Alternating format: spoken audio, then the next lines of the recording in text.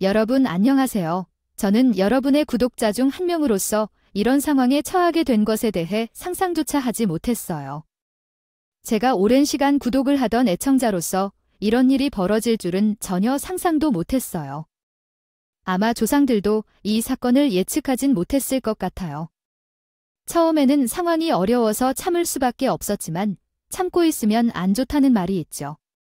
그 분노에 탑을 쌓아 올렸지만 한순간에 무너지게 하는 사건이 있어서 여러분과 함께 공유하려고 찾아왔습니다. 그럼 이제 제 이야기를 시작해 보겠습니다. 저의 시어머니는 말입니다.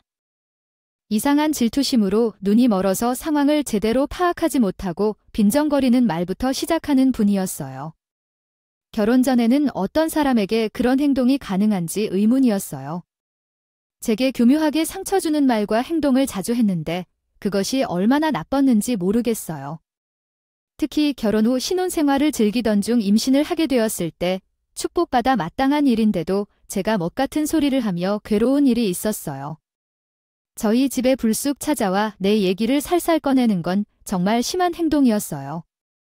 유쾌한 일은 결코 빈손으로 찾아오지 않는다고 해요. 자신이 시아버지 자리에서 다 했다는 인정을 받길 원하는 것일까요? 그래요. 그분은 항상 맛있는 것들을 가득 챙겨오세요. 지금 생각해보면 제가 먹으라고 가져온 게 아니라 아들한테 주려고 가져온 것일지도 모르겠어요. 아, 그때는 제가 임신했었더라니 불현듯 제 자리로 여겨버린 것 같아요. 어쨌든 음식을 내어주시면서 말투는 항상 예리하셨어요. 네, 임신 중에는 몸에 좋은 음식을 잘 먹어서 건강한 아이를 낳아야 한다는 말도 맞는데 음식을 먹는 게 생각 없이라고 하셔요.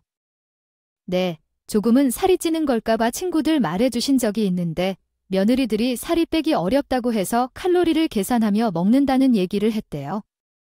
하지만 제게 주시는 음식이 이렇게 과잉되면 어떻게 살이 안 찔까요?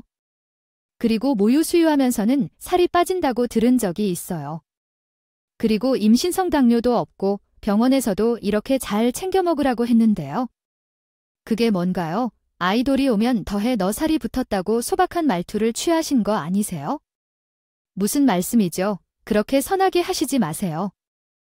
우리 부모님은 더 주셔도 된다고 하셨는데 고슴도치도 팔이 긴 법이죠. 몇 킬로나 더 찌셨네요. 모유 수유하면 몸매도 떨어지고 그런다던데요. 어쨌든 걱정입니다. 입덧 끝나면 정말 경이로운 속도로 먹게 될 것 같아요. 입덧이 심한 편은 아니었지만요. 어머니가 예전에는 잔소리를 잘 하지 않았지만 제가 엄청나게 먹기 시작하면서 밥 먹을 때마다 혀를 찹찹 차고 말씀하셨어요. 너는 입도도 없냐? 남들은 잘 먹지도 못한다고 하던데. 아, 넌 혼자 고기 10인분도 먹겠다고?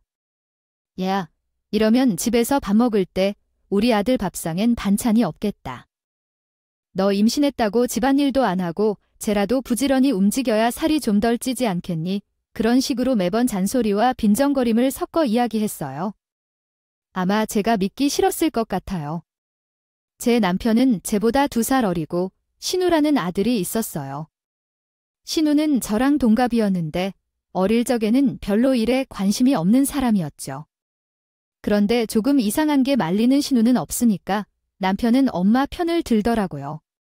참 어이가 없어서 임신한 와이프한테 엄마가 잔소리하면 당연히 엄마를 말리는 게 아니겠죠. 그런데 엄마 말대로 당신이 살이 좀 찌긴 했어. 아, 너무 먹는 거 아니야? 이러다가 애 때문에 배가 나오는 게 아니라 살이 쪄서 배가 터진다. 이게 우리 지방에 눌려 살고 있는 거 아니냐고요. 가끔 당신이 밥 먹는 걸 보면 며칠은 굶은 사람 같아서 나도 입맛이 떨어진다고 해요. 그것들이 지금 임신한 와이프한테 하는 말이거든요. 내가 무슨 혼자 임신했어? 당신 아이를 가지고 있으니 뭐니? 임실 때 서운하게 하면 평생 간다는 거 잘 알고 있지? 내가 이거 기억해둬야지. 나중에 우리 아이에게 다 알려줘야 해. 아니, 뭐 그런 게 아니라. 엄마가 그러니 나도 그냥 따를래. 어떤 얘기가 있는 거지? 아이한테 내가 왜 그래? 나 나쁜 아빠가 되려고 그래? 다른 아빠들은 태교를 한다고 배에 대고 노래를 부르고 책을 읽어주는데 내가 뭐 했냐고. 나한테 밥 가지고 소동이야. 너, 내 생각하지 않고 내 마음대로 사는 거냐고. 그렇게 말하면 너 진짜 쫓겨날 줄 알아. 제가 화가 나서 남편에게 큰 소리를 질러서 지저귀치이 말하니까 남편은 그 다음부터는 조심하더라. 그게 연하라서 그런 건지 정색을 하라고 하면 깨갱하더라. 문제는 시어머니가 있지? 출산 이후로 시어머니가 작정이라도 한 걸까? 사이즈가 너무 안 맞는 옷을 가져와서 내게 준다고. 네, 디자인이 너무 고급스럽지 않냐? 입어봐, 잘 어울릴 것 같아서 직접 사왔다고. 유아용 사이즈나 다름없어 보이는 옷을 가져와서 그 옷을 어떻게 입을 건데? 시어머니가 웃음 꼬음을 보고 싶어 하는 게 올라걸로 보여서 거절을 했어. 이 옷은 우리 아기가 입어도 될 정도로 작아 보여. 이거 입으면 옆구리 다 터진다고. 안 입을래. 와, 왜 그런 걸 말하고 그래? 이 옷, 뭐 이거 신축성이 엄청 좋대. 쫄쫄 늘어나는 옷. 그러니 제가 수고해서 그런지 모르겠는데 늘 옷을 잘 어울려 입어요. 어떻게 살을 잘 뺄 수 있을까요? 아무리 운동을 해도 살이 빠지지 않아서 고민이에요. 모유 수유를 하면 빠진다고 하는데 아무리 마시고 먹어도 살이 빠지지 않네요. 아이가 황달이 있어서 모유 수유를 하면 안 된다고 하는데 어떻게 해야 할까요? 저는 대학병원에서 간호사로 일했기 때문에 의학 지식을 알고 있어요. 아이는 태어나서부터 황달이 있어서 모유를 먹이면 더 심해질 수 있다고 하더라고요. 그래서 처음부터 분유를 먹이고 있어요. 결혼 전에는 평사원이었지만 결혼 후 2년이 지나서 임신을 했어요. 처음에 결혼을 주장해서 만난 우연한 상황이었죠. 언니께서 이야기해 주신 내용은 첫째 신세 문제에 대한 이야기로 보입니다. 시어머니께서 간호사가 돈을 많이 번다고 생각하여 재빨리 결혼을 하셨을 때 그녀는 물론이고 아이도 있어야 한다면 손주의 사려 기품에 관한 제언도 있었다. 현재 시각에서 그런 상황은 꽤나 어려워 보여요. 새로운 아기를 가족에 받아들이기 전에 남편과 함께 신중한 상담이 필요할 것 같아요. 저는 극도로 동요해하는 변호사 친구 때문에 말을 못하겠어요. 그 사람이 너무 무서워서 자꾸 생각이 나서 그런 것 같아요. 너희들을 위해 말을 하려고 해도 너희를 위해 말하지 못하겠어요. 너희가 힘들 것 같아서 젊을 때에 마치 아기처럼 행동했었다고 한 것은 말로 한 번 했으니까 일부러 한 일이었구나. 아, 그것도 잘못인 거예요. 그런데 마지막에는 그 사람이 나를 나쁜 여자로 만들면서 대화를 깨끗하고 정리해서 만들어야 알아요. 거기에 여름이면 절대로 초파리가 생기지 않는 집이 어디 있겠어요. 다 생겨요. 하수구에서 올라올 수도 있고 바깥에서 들어올 수도 있고 심지어는 집안에 시큼한 것만 있으면 생겨날 법한 것들이죠. 저는 어떻게 해야 할지 모르겠어요. 초파리가 돌아다니는 것은 집안에 무언가가 썩어 있다는 신호인데 그럴 때는 집안을 완전 정리하고 막 구석구석 뒤집어서 소파도 빼보고 이불도 살펴봐야 해요. 집안이 초토화되고 나면 초파리도 사라져 버리니까요. 그럼 그 집 청소는 누가 할까요? 아이들은 없고 남편도 달래도 제가 다 해야 할 거예요. 초파리가 생기는 건 집이 좀 오래된 집이라서 어쩔 수 없는 일이라고 말을 해도 시어머니는 전혀 듣지 않아요. 저희가 살던 신혼집은 예전에 제가 혼자서 이름으로 샀던 집인데 구조는 꽤 괜찮았어요. 남편이 와서 같이 살기 시작했고 아이도 키우는 데에는 전혀 문제가 없을 정도로 구조가 좋았어요. 투자한 게 대박치면서 대출도 있긴 했지만 그래도 제가 집을 살 수 있었어요. 일도 열심히 하고 돈을 갚아나가기도 했지만 친정 부모님께서도 남편과의 갈등은 부부 사이에서 흔히 있는 문제인데 그런 상황에서도 상호 양해와 협력을 통해 함께 해결하는 것이 중요합니다. 함께 이야기를 나누고 서로를 존중하는 마음가짐으로 문제를 해결해 나가는 것이 중요합니다. 가면 음식 용기가 그렇게 많아서 내가 시켜 먹고 싶어서 시켜 먹느라 밥할 시간이 없는데 그럼 굶어. 넌 길에 가서 반찬이라도 사와봐 라는 소리야. 나는 못해. 무슨 반찬이 맛있는지도 몰라. 무턱대고 사와. 너는 집에서 반찬도 안 먹어봤니? 무슨 반찬이 맛있는지도 몰라. 됐고. 앞으로는 주말에 나랑 딱 반반으로 육아해요. 집에 붙어서 어떻게 애를 돌보냐고. 나도 숨 좀 쉬고 싶어. 내가 돈 벌어다 줄 테니까. 내 돈으로 생활하면서 나한테 육아까지 맡긴다고. 그럼 당신은? 집에서 하는 일이 뭔데? 아무것도 없잖아. 뭐라고? 내가 지금 휴직하고 육아하는 것을 무시하는 거야? 애 낳기 전에는 나도 생활비 반반을 부담하고 그래도 집안일은 내가 더 했어. 먼저 나서서 해보겠다고 해도 모자랄 판에 뭐 돈 벌어다고 유세를 떨어. 그럴 거면 이 집은 내 거니까 내 집에서 나가. 와, 이거 봐. 지금 집을 가지고 유세를 하는 거야? 당신이야말로 밤 11시에 어딜까? 진짜. 내가 살다 마누라한테 집 나가라는 이야기를 듣고 에휴. 집 사는데 보탠 거 하나도 없으면서 집안일을 왜 손 하나 갖다가 안 하는데? 내가 남의 새끼를 데려다가 애를 좀 보라고 욕구를 하니? 내 새끼야. 내가 좀 안아주고 달래주라는데 그게 그렇게 억울해요. 나가라고. 내 집에서 당장 나가. 그러니까 남편도 자존심이 상한 건지 뭔지 씩씩거리면서 밤 11시에 시댁으로 걸어가는 거죠. 시댁에서는 갑자기 찾아온 남편 때문에 무슨 일인가 싶어서 왜 하냐고 물어봤더니 남편이 거기서 마누라가 자기 집이라고 나가라고 했다고 이렇게 말을 해버린 겁니다. 시어머니도 그때 자기 아들을 쫓아냈다고 연리 받은 건지 뭔지 저에게 바로 전화해서는 날을 치는 거예요. 어떻게 밤 11시에 자기 남편을 쫓아낼 수가 있냐? 집에 온 게 그렇게 대단한 거야? 아무리 그래도 그랬지 불법 싸움하고 남편을 쫓아내. 그런 꼴도 보기 싫은데. 제가 나가요. 제 돈 100% 주고 산 집이라서 유세 좀 떨어봤습니다. 집안일 손 하나 까딱 안 하고 늘 술이나 처먹고 들어오는데 제가 화를 내도 당연한 거 아닌가요? 애는 저 혼자 나왔어요. 쫓겨날 만하니까 쫓겨난 거 집 좀 해왔다고 생색내는 거 진짜 더럽고 치사하다. 그럼 뭐 우리가 집 해줬으면 내가 나갔을 거야? 제가 나갔겠죠? 결혼할 때 돈 없다고 혼수까지 반반했는데 제 집 가지고 유세 좀 떨 수 있죠. 더럽고 치사했으면 집이라도 사주시던가요? 어머, 얘 말 좀 하는 거 봐. 우리가 뭐 형편만 됐으면 강남에 집 사줬지. 우리 아들네 이 시간에 쫓겨난 거 불쌍해서 도 빚내서 사주고 싶다. 얘 말은 누가 그렇게 못해요? 아무튼 그 인간 정신 차리기 전에는 집에 보내지 마세요. 하루 종일 애만 보고 있는 사람한테 고마운 것도 모르고 분리수거 하나만 시켜도 궁시렁거리는 거 아주 듣기 싫어요.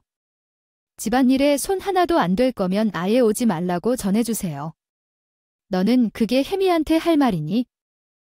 우리 아들 내가 안 보내다 그렇게 씩씩거리면서 시어머니가 절를리만 이틀이라는 시간 동안 남편이 시부모님 집에서 출퇴근을 하는 것을 셀 수 없이 이야기하던데 처음부터 남편이 그러던 날은 돌아오고 남편은 그러던 인간이었고 시어머니는 자신을 의식하며 불만스럽다는 듯이 말도 몬쾌하다. 우리 집에는 어울리는 사람이 신우뿐이었다. 신우는 항상 중립적으로 일을 지켰고 내가 남편을 만나게 된 인연을 계속 지켜보았다. 그러니까 당연히 신우가 나를 지지해 줄 것으로 생각했지만 신우는 그러지 않았다. 가족이기 때문에 자신만 가져올 수는 없당. 서운했지만 나와 신우는 친하지 않았고 내가 하고 싶은 말을 시부모님이나 남편에게 도 전한 사람은 아니어서 신우를 필요로 하지 않았다.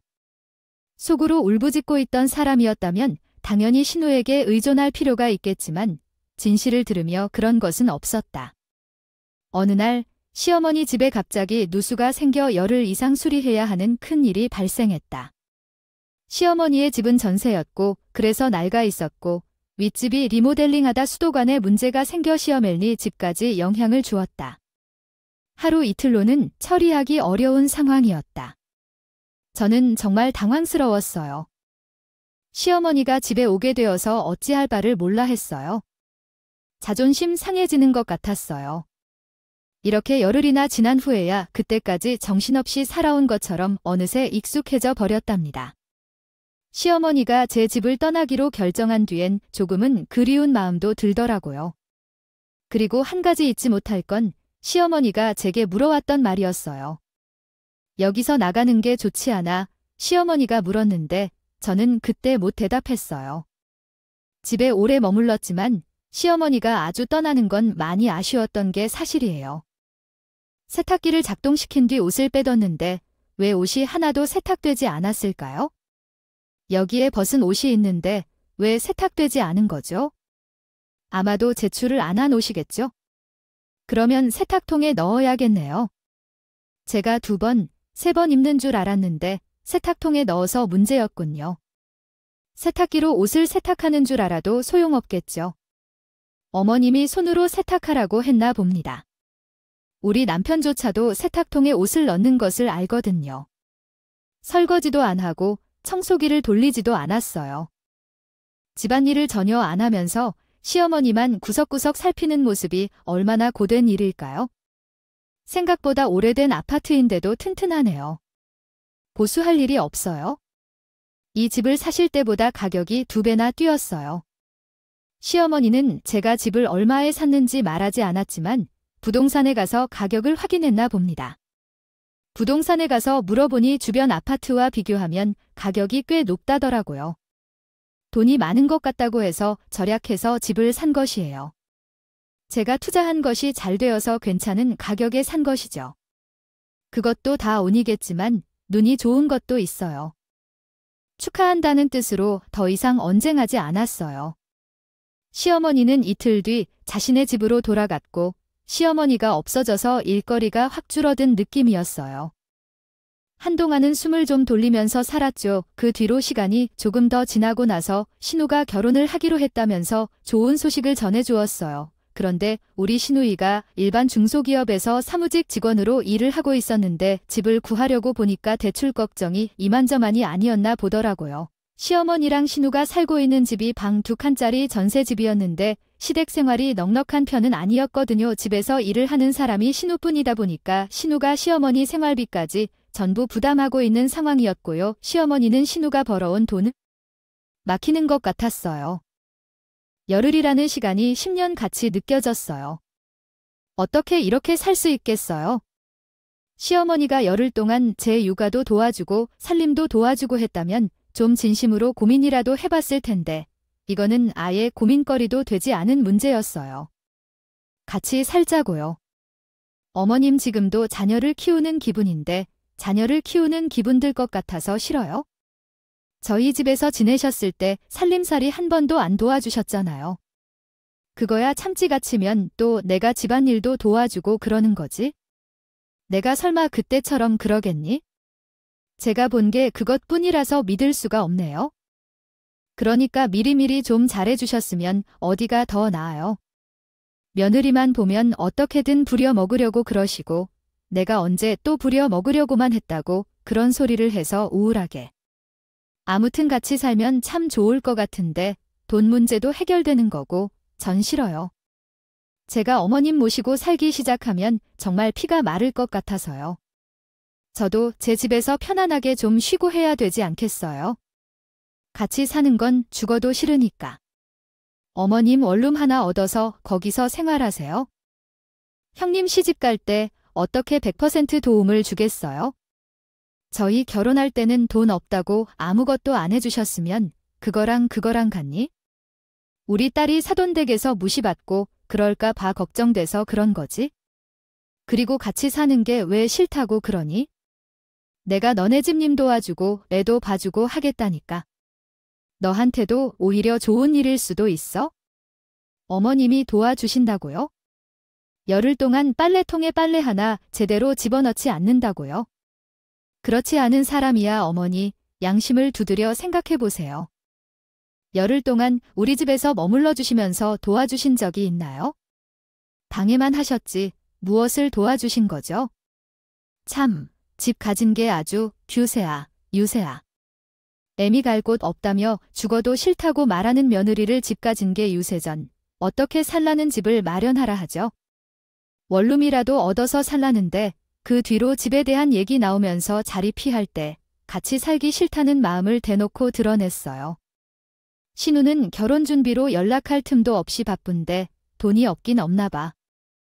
생각해보면 시어머니가 대책도 없이 신우에게 붙어 산 것과 다를 바 없는데 신우가 모은 돈이 있다는 게 이상할지도 몰라요.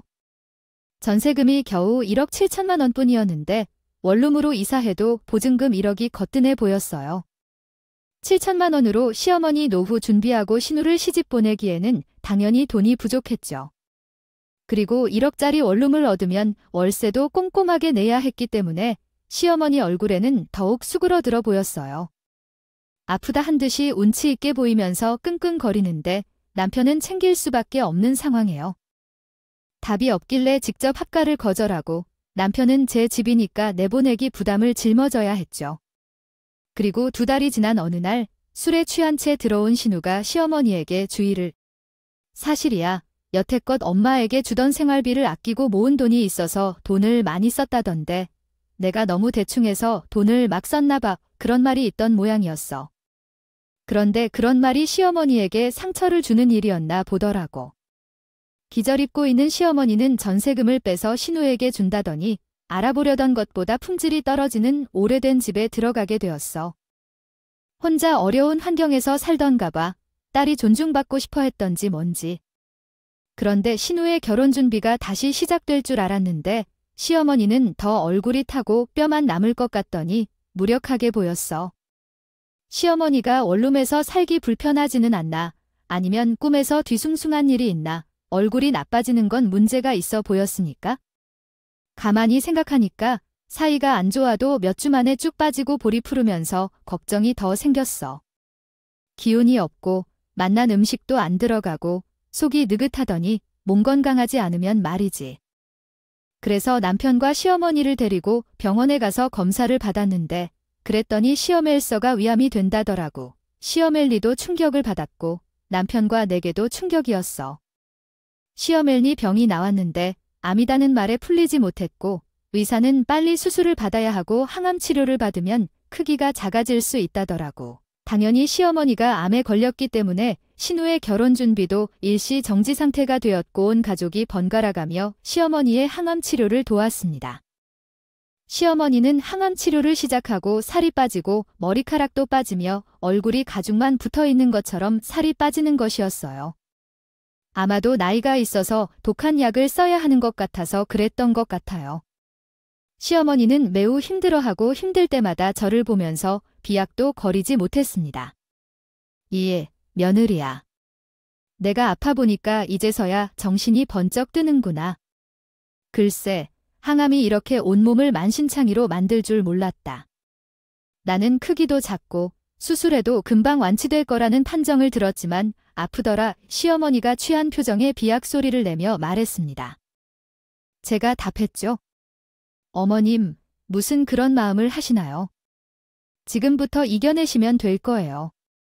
의사가 그렇게 말씀하셨는데 항암도 4차까지 받으면 되겠죠.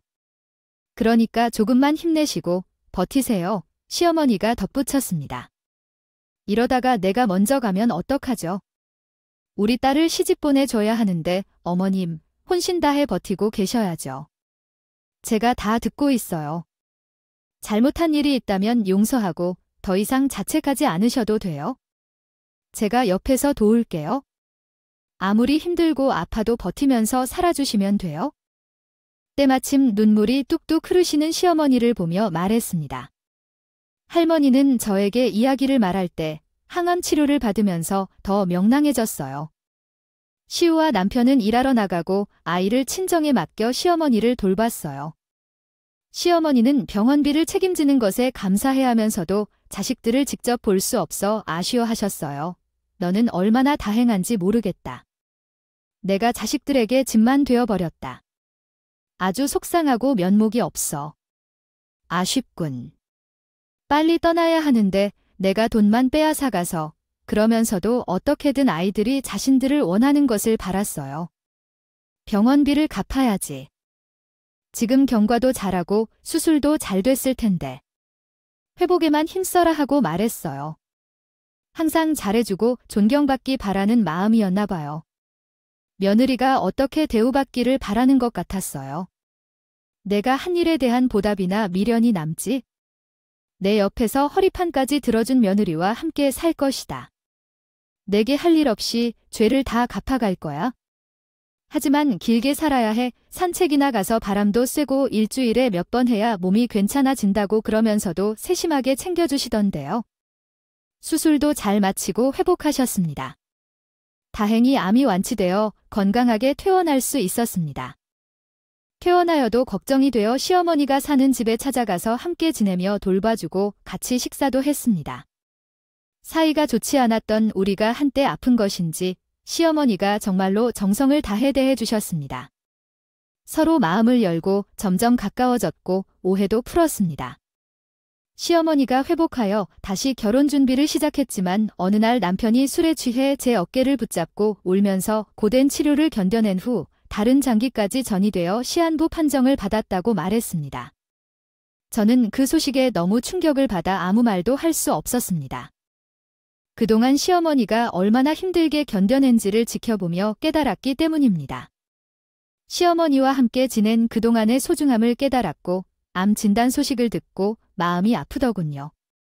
어느 날 건강해 보이던 시어머니가 갑자기 돌연 한자가 되었다는 이야기를 남편이 눈물을 흘리며 들려주었습니다. 어떻게 위로를 전해줘야 할지 막막했어요. 다음 날 아침 시어머니를 찾아갔는데 그녀는 이미 모든 것을 수긍한 상태였어요. 내가 너무 욕심을 부렸나 봐. 전이가 됐다는 말에 눈앞이 캄캄해지기 시작했어요. 하지만 나는 그 치료를 다시 이겨낼 자신이 없어 고통스러웠어요. 이제 수술하고 항암 치료까지 받지 않기로 했다. 원룸을 정리하고 호스피스 병동에 들어가 살겠다라고 말했던 그녀는 거기에 가면 편안하게 쉴 수 있다더라고 하더라고요. 갑자기 그렇게 포기하시는 게 이해가 안 가서 어머님은 잘 견뎌냈나요? 이번에도 잘 견뎌낼 수 있을 거예요. 저랑 같이 병원에 가요? 우리 어머님 건강해질 수 있는지 의사에게 물어볼게요. 제발 포기하지 말아주세요. 하지라고요. 싫다. 절대 안 간다. 병원에 가서 추사 먹고 약 먹는 거 이젠 진리다. 그냥 너희와 함께 시간을 보내다 가겠다 하더라고요. 엄마, 우리가 엄마가 해달라는 대로 다 해줄게. 제발 포기하지 말아주세요. 엄마 없이 어떻게 살아 하면서 남편이 엄마의 모든 소원을 이뤄줄 것을 약속했어요. 함께 항암 치료를 받자고 제안했던 시어머니가 이야기하셨다. 그런데 이젠 곧 죽을 때가 되니까 욕심이 하나 생깁니다. 병송발을 우리 며느리에게 돌려달라는 말이에요. 얼마나 힘들게 고생했는지 알면서도 원하지 않습니다. 그거 너희가 살고 있던 그 말입니다. 그것만 혹시 내 명예를 돌려줄 수 있겠니? 라며 갑자기 증명이를 돌려달라고 하셨다. 이에 유감을 표하는 눈빛을 보냈어요. 치료도 받지 않겠다며 죽겠다고 하신다 검은 그런 마음이 들었다. 그러자 시어머니는 눈물을 흘리셨어요. 내가 버리고 나면 우리 아들이 집에서 쫓겨나도 돌볼 사람이 없지? 언제까지 살 수 있을지 모르지만 가는 날이 오면 마음이 편안하고 싶다고 말씀하셨습니다. 어머님 마음이라도 편안하고 싶다는 면도요? 이 마음으로 보증금을 주겠다며 세금을 내면 될 거라고 하셨다. 그리고 나중에 무조건 다시 자신의 명의로 돌려놔 주세요. 고 하셨다. 하지만 그것은 생각했던 것과는 다른 상황이어서 고민이 필요할 것 같습니다. 어머님의 마음을 이해하고 아들이 집에서 쫓겨나는 일 없도록 해야 할 것 같다. 당연히 그것은 제가 약속해드릴 수 있어요. 인간의 마음이 언제 변할지 알 수 없기 때문에 제 이름으로도 안심할 수 있을 것 같아요. 저희 며느리를 의심한 것은 그저 무력한 어미의 마음이었을 뿐이라고 생각해요. 죽기 전에 제게 한 번만 손을 내밀어줄 숙명이 아니겠어요? 그래요, 여보야. 우리 어머니의 마지막 소원이라고 하잖아요. 금융 문제도 해결할 테고 이름도 제게 되돌아올 거예요. 한 번만 도와주면 안 될까요? 그렇다더라도 육체가 사라진 후에도 인연이 있어요. 남편까지 모아서 제게 이야기를 했어요. 완치 판정을 받고 그동안 어머니와 쌓아 올린 정을 생각하니 참 마음이 흔들려요. 고민 끝에 어머니의 마지막 소원을 무시할 수 없어서 아파트를 어머니의 이름으로 변경하기로 했어요. 어머니는 사망 전에 제 이름으로 재산을 돌려줄 서약을 했고 변호사 공증도 받았어요. 어머니는 기뻐하며 제 손을 꼭 붙잡고 감사의 말씀을 해주셨어요. 그동안 우리 며느리에게 해코던 짓을 반성하고 있다는 걸 잘 아시겠죠? 그렇게 훌륭한 며느리를 욕망스러울 정도로 옹졸한 제가 정말 죄송해요. 우리 아들이 무엇도 가지지 못해 제가 해준 것도 없어서 자존심이 상처받았던 것 같아요. 제가 못난 인간이라는 것도 알아요. 죽어도 우리 며느리를 반드시 지켜줄 거예요. 이제 제가 잘못한 점을 반성하고 있다는 걸 알아주셨으면 좋겠어요.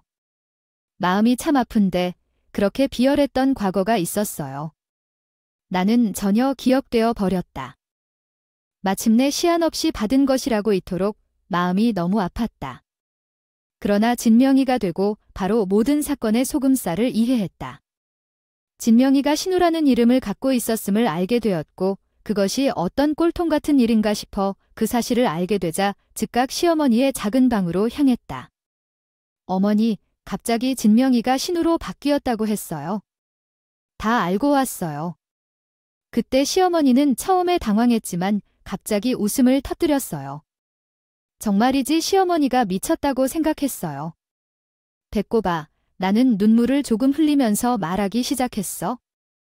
약간의 치료만 받으면 완전히 나을 수 있다고 하더라.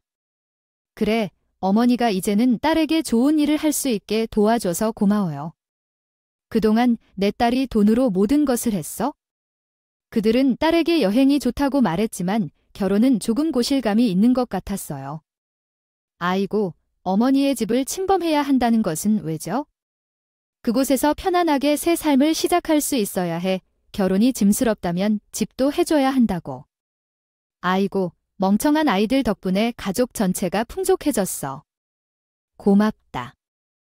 시어머니는 배꼽을 가만 잡고 웃으며 얘기를 하다가 남편과 신까지 모두 좁은 원룸에 와 있었습니다.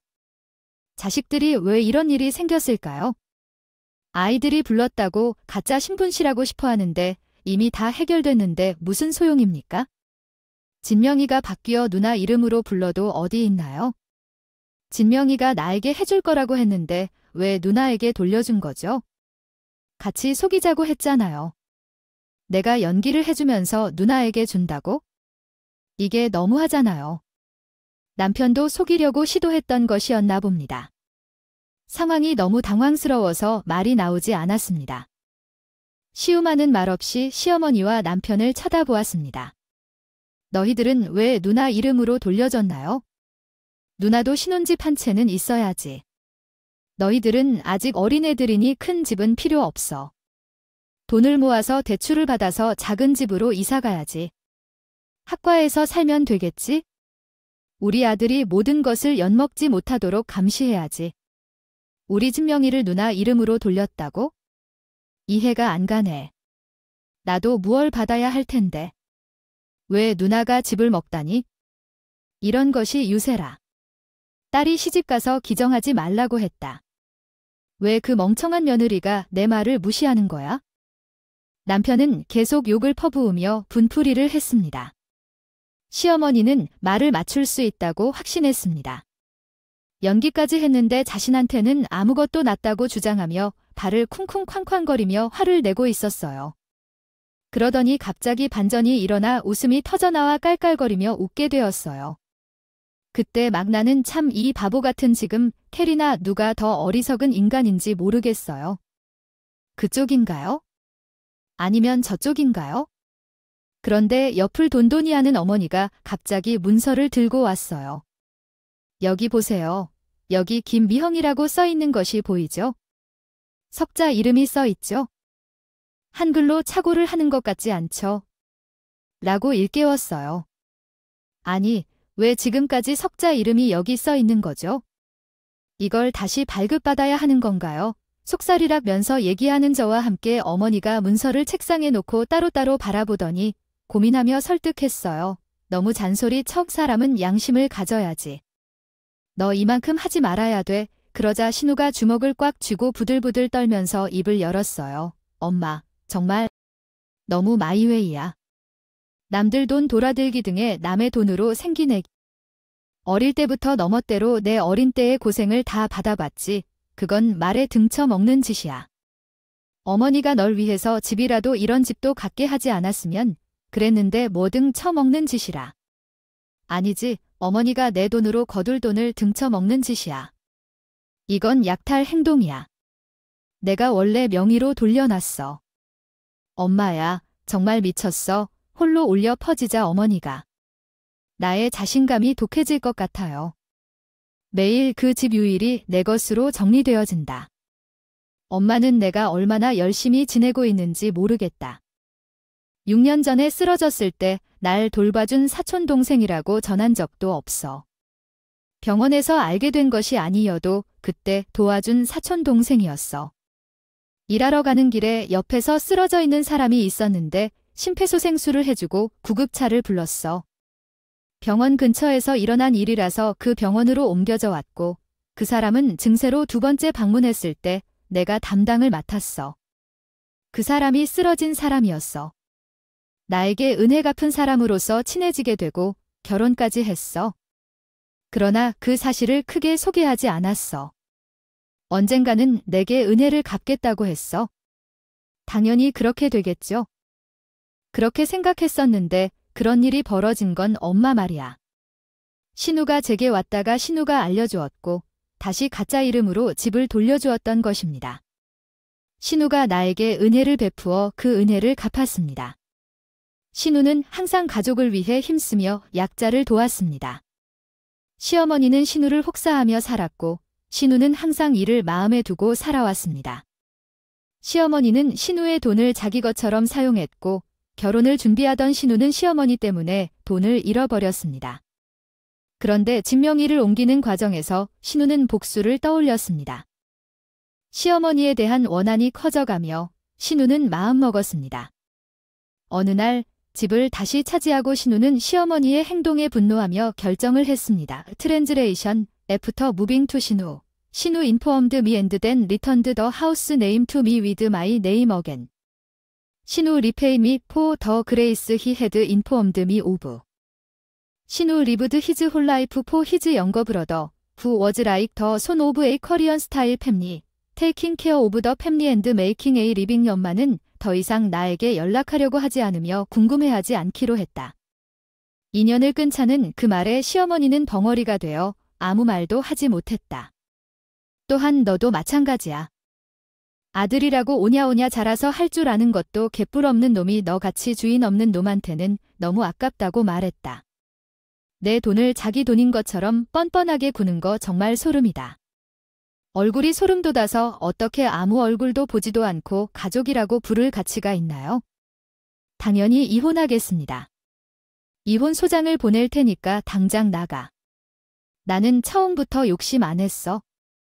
엄마가 내 이름을 줬으니까 그냥 장단만 맞춘 거야.